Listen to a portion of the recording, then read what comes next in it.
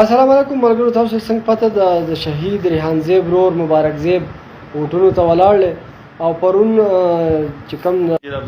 شیر افضل مروت او بیرسټر ګوهر او مشال یوسفزی چې کوم وکیل د هغو راغلي او دوی ویل چې مبارک زیب د پی ټی آی نوم استعمالوي، د عمران خان تصویر استعمالوي. نو اصل کې حقدار همدغه د پی ټی آی دپاره چې چا شهادت هغه ته ورسېدو، چا وینه قرباني ورکړه، هغه ریحان زیب دغه ورور دا سیټ هم د هغې حق دی، خو بدقسمتۍ نه دیو په دیو باندې خرڅ کړی دی، په دې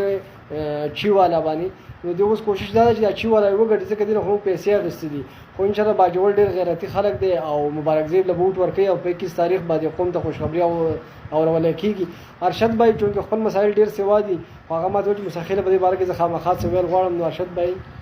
د باجوړ چې زما څونه پین پالور دي او هغه ما خوښوي، نو دا زما حق دی چې زه لکه د شهید ریحان زیب د رور دپاره اواز اوچت کړم.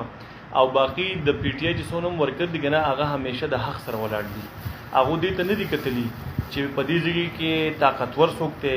پیسې والا څوک دی، خو چې په کوم ځای کې لکه د چا حق یې که نه، نو په هغه ځای کې د پی ټی آی ورکر په هغه ځای کې ولاړ دي. نو زه په دې ځای کې دا یو پیغام ورکوم په دې ویډیو په وساطت سره چې زما څونه هم مینوال دي، تاسو په هغه ځای کې به صرف ووټ نه کاسټ کوئ، بلکې په هغه ځای کې به ولاړ یئ تر اخره پورې. هسې نه کومه دانلي چې د عمران خان د کسانو سره شوي ده، د پام 45 او پام 47 جی بالکل پام 45 کې ګټلې او 47 کې به وګڼل داسې ده که نه. نو چې د هغې د راغستو پورې دي د پولینګ سټیشن پرې نه دي، ځکه چې د پی ټی آی په دې کینډیډیټو کې او د پی ټی آی په ورکرانو کې او په دې کې خو هم داسې کسان شته که نه، دا خو د لاس دا ټولې ګوتې خو یو شانتي نه دي که نه. او اوس چې دی ټول لګیا دي او د شهید ریحان زیب د رور مخالفت کوي،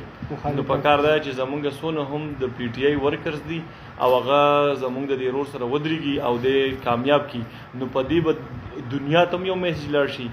او د پی ټی آی دا کم چې مشران دي هغو ته هم یو میسج لاړ شي چې ګورئ موږ همیشه د حق او د سچ سره ولاړ یو. بالکل دغه خبره ډېره مننه ملګرو، دا پیغام شیر کړئ چې انتخاباتو نه مخکې د باجوړ عوامو ته ورسي. مننه ملګرو.